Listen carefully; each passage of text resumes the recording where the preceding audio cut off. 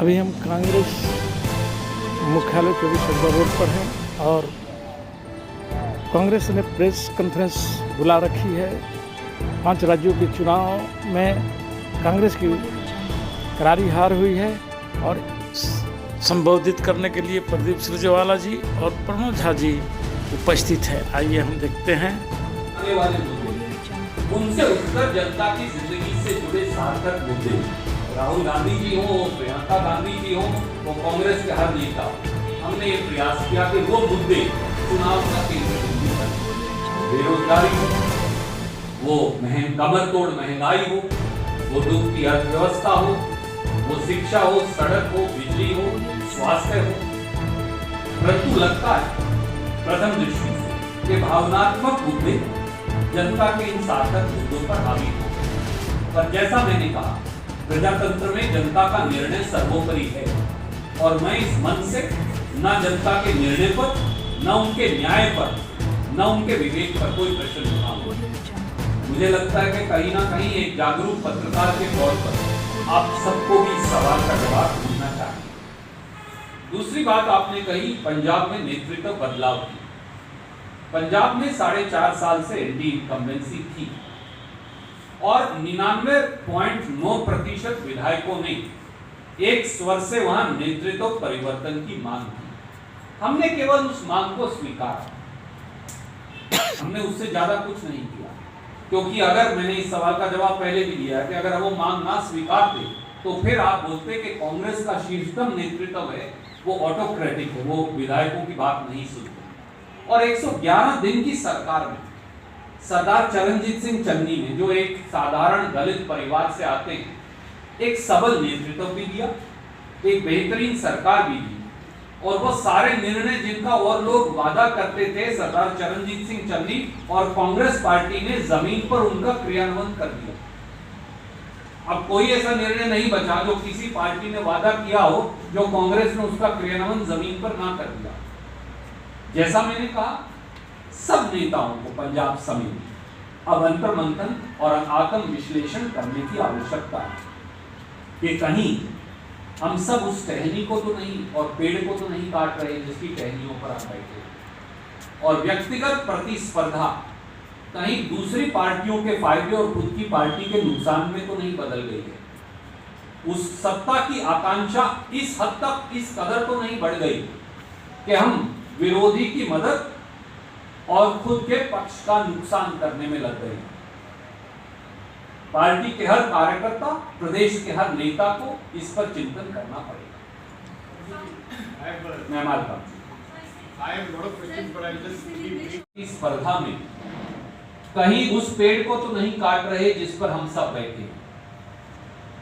क्या राजनीतिक इच्छा शक्ति या राजनीति में पद पाने की इच्छा इतनी मुखर तो नहीं हो गई कि हम कांग्रेस पार्टी को हराकर दूसरी पार्टियों को मजबूत कर रहे हैं। जब मैंने अंतर मंथन और आत्म विश्लेषण की बात की तो मुझे खुले मन से यह कहने में दिक्कत नहीं कि हर प्रदेश के अंदर जहां चुनाव है वहां भी, जहां चुनाव होंगे वहां भी, और जहां चुनाव होने हैं वहां भी, प्रदेश के हर नेता को समेत मेरे, हम सबको बजाय केवल राष्ट्रीय नेतृत्व की ओर देखने के ये आत्म विश्लेषण जरूर करना पड़ेगा कि क्या हम उस पेड़ को ही तो नहीं काट रहे जिस पर हम खुद बैठे।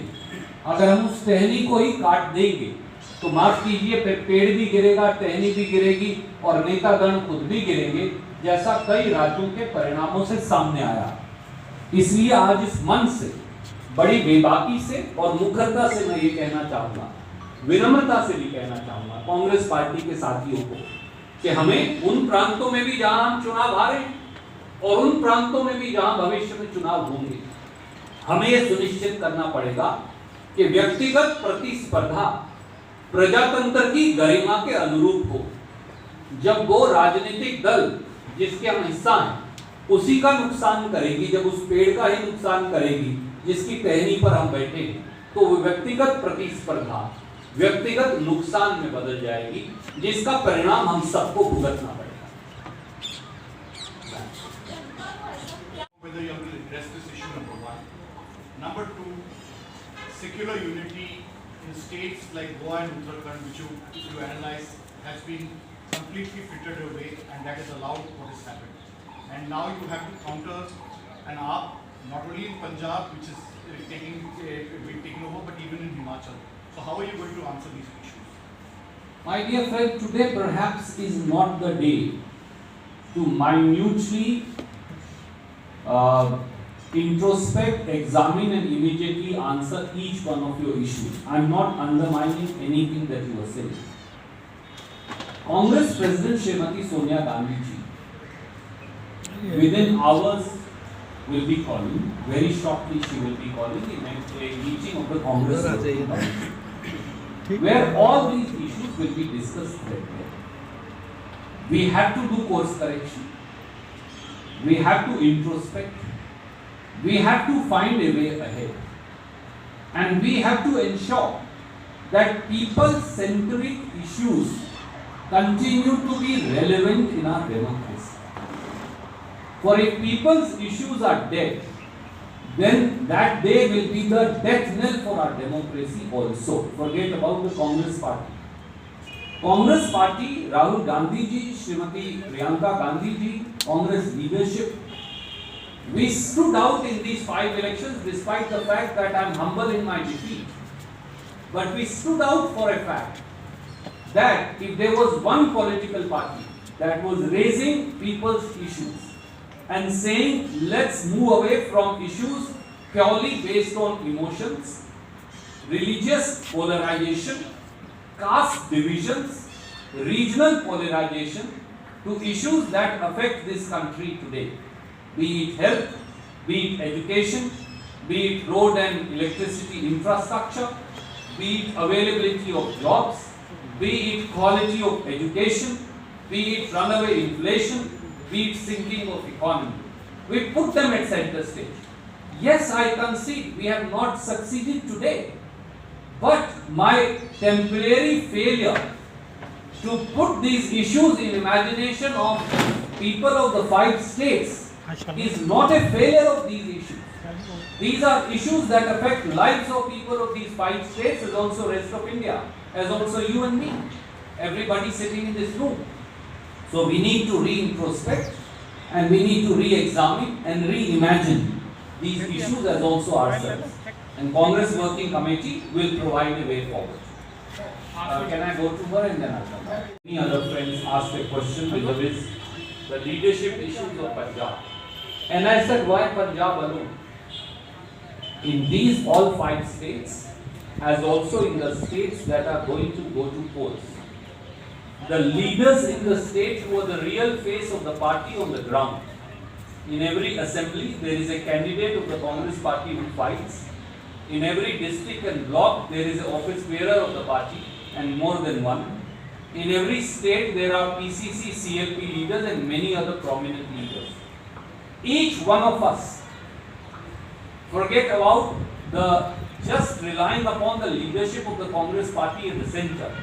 Bereft of that, each one of the state leaders need to seriously introspect, re-examine, rethink, and answer for himself or herself whether the war of positions between themselves, and that includes the person sitting on this dais also, both of us, whether the war of position among ourselves is undermining the position of the party to an extent where we end up helping the cause of our opposition and where we end up causing loss to the Congress party. Whether the war has become, or the differences of opinion, or the quest for position has become so bitter that we are harming or cutting the very tree that the Congress people are sitting upon. That's a question that each one of us will need to introspect, think over and answer. Not only in Punjab, not only in Uttarakhand, not only in Goa, but across the country. Yes. Sir इस चुनाव को लोकसभा चुनाव के semifinal के तौर पर भी देखा जा रहा था. Just to brief on that, आपने जवाब दिया कि आपको जितनी की जरूरत है ऑन इस समय में. 2024 की राह क्या इन चुनावों के परिणामों के बाद और ज्यादा मुतक्किल हो जाएगी? आदरणीय साथी, ये बहुत सारे पत्रकार जो हैं उनके अपने अपने जज्बात हैं और मैं उनका सम्मान करता हूँ। मुझे नहीं लगता कि कोई दो चुनाव एक जैसे। हर चुनाव नया है, हर चुनाव में नए मुद्दे हैं, हर चुनाव में लोग नए तरीके से वोट करते हैं। 2024 के चुनाव के लिए मैं समझूंगा कि हमें धरातल पर और ज्यादा अधिक मेहनत करके संगठन को मजबूत करने की जरूरत है और इन चुनावों को हम 2024 के लिए एक सीख के नजरिए से देखें।